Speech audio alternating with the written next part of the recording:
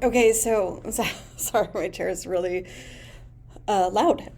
What I want to do is I want to spend a minute going through the course reflection essay expectations so you kind of have a sense of what is going to be required for this since you can start working on it this week and because it's your final.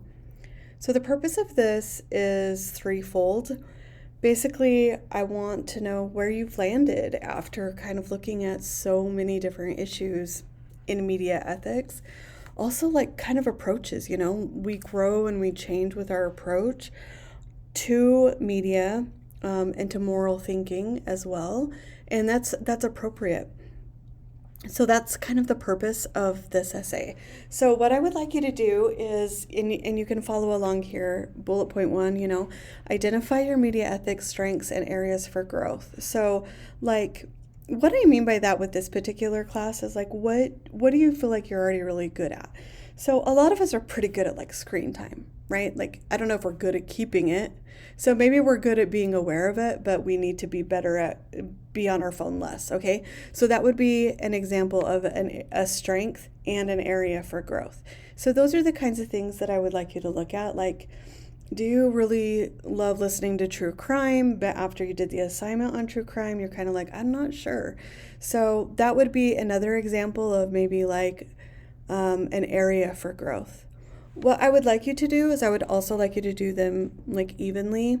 Some of us are just really hard on ourselves.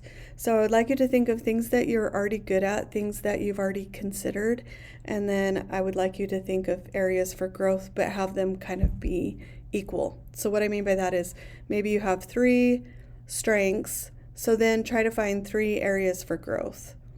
That way it's not like, okay, I feel like I have one strength, but I have like 10 areas for growth.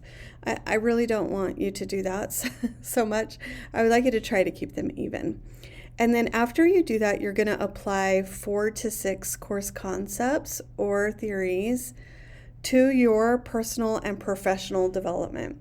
So let's say like your area for growth is like further understanding public relations and PR ethics. So you might take some of the areas for growth and you take that course concept and you apply it the professional development piece of this. Or let's say you're actually already really good at the screen time thing, being aware of it. So then in that case, you would apply a positive concept, but not positive. I feel like I chose the wrong word.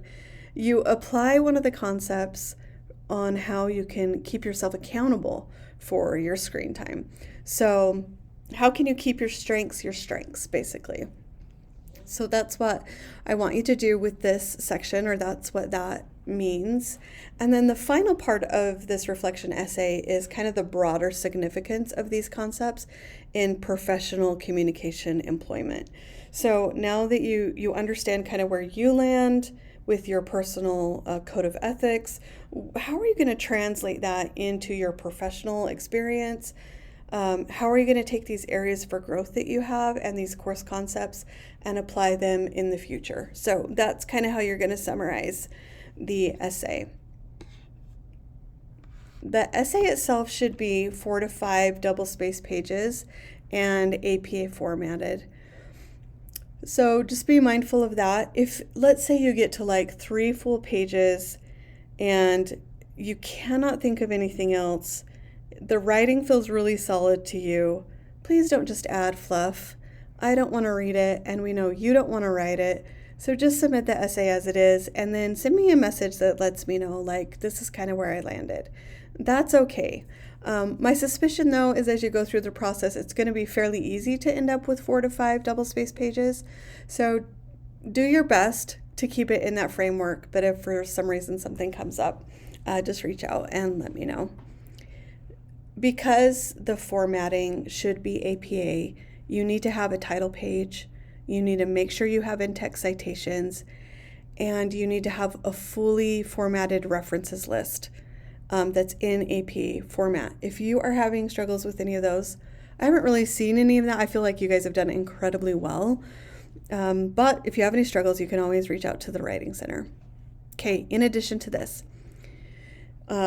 textbook, using the textbook as a source, I would like you to I would like you to add to what you have learned. So this is number 4 that I'm talking about right now. So number 3 is the course application. That's the stuff up here. And then number 4, the source and research. I would like you to incorporate at least 3 scholarly academic sources. So your book can be one of those, and that is absolutely fine.